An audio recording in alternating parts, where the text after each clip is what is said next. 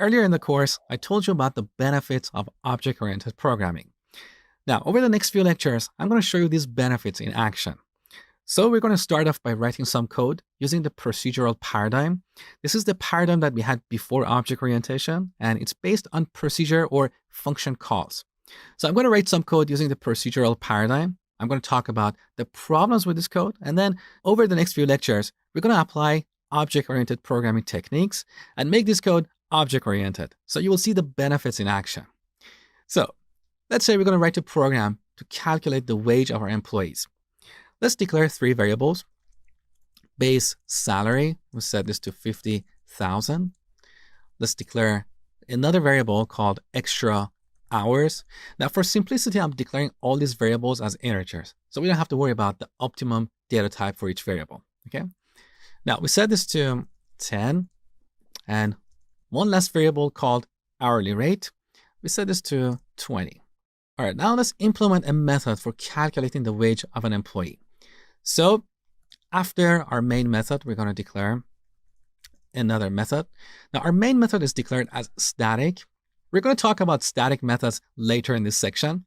For now, all I want you to know is that because the main method is declared as static, we need to declare this other method as static so we can easily call it in the main method. So public static, we want to return an integer, and we want to call this calculate wage. Now let's add the parameters in this method.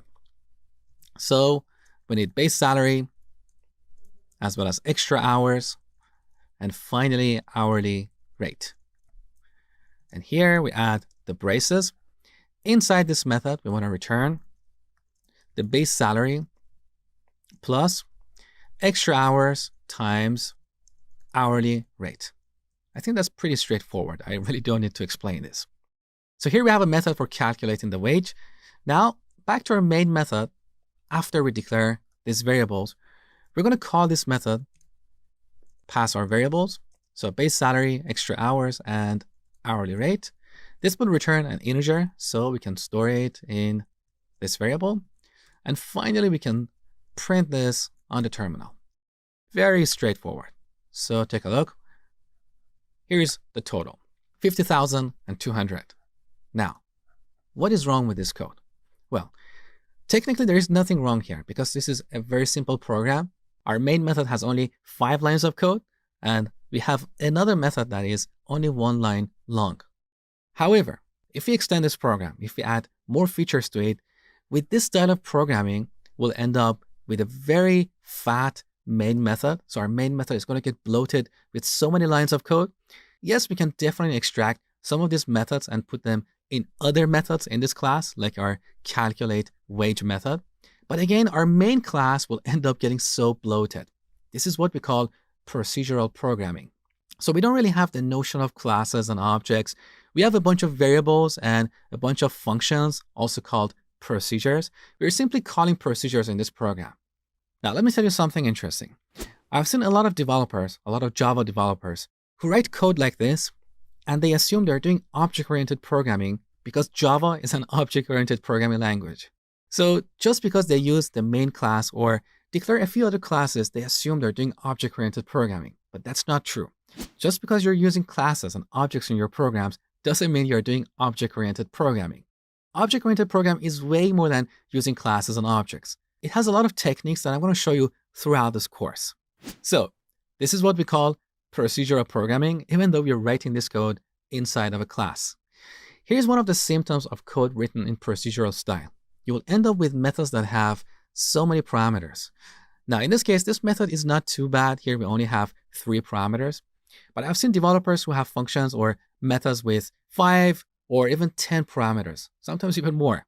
If you have methods like that, that's a definite symptom that you are not doing object-oriented programming. So if you're constantly calling methods and passing so many arguments, that means you're doing procedural programming. So back to the problems with the procedural code. When we code like this, we'll end up with really fat methods or fat classes. Programs written this way are very hard to maintain. If something goes wrong, you have to go all over the place, look at so much code, and figure out what you need to change. And as soon as you change something, so many things break. You will create other bugs in your programs. Another problem with code like this is lack of reusability.